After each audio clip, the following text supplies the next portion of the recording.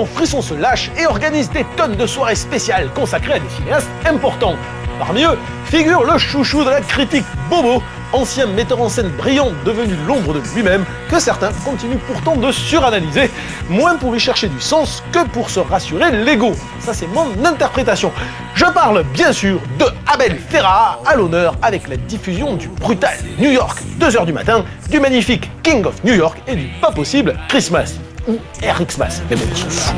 Plus grande victime de la masturbation intellectuelle de quelques ayatollahs de l'auteurisme forcé, Ferrara est pourtant un vrai réalisateur de films de genre qui n'a jamais été aussi bon qu'au sein de structures codées, polar, thriller ou revenge movies qu'il affectionnait à ses débuts. Un réalisateur qui, il est vrai, interpellait sa foi et son identité, mais qui le faisait viscéralement avec une hargne visuelle que le cinéma de genre lui permettait de laisser éclater. Mieux, c'est la nature même des genres qu'il explorait qui conditionnait le traitement radical et anticonformiste de ses obsessions.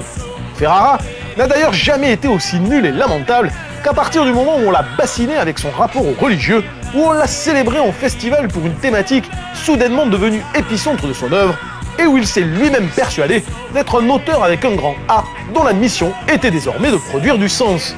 Christmas est symptomatique de cette dérive, à contrario des excellents King of New York et New York 2h du matin. Inutile de vous présenter le premier, véritable chef-d'œuvre que j'ai dû encenser une bonne vingtaine de fois dans cette émission.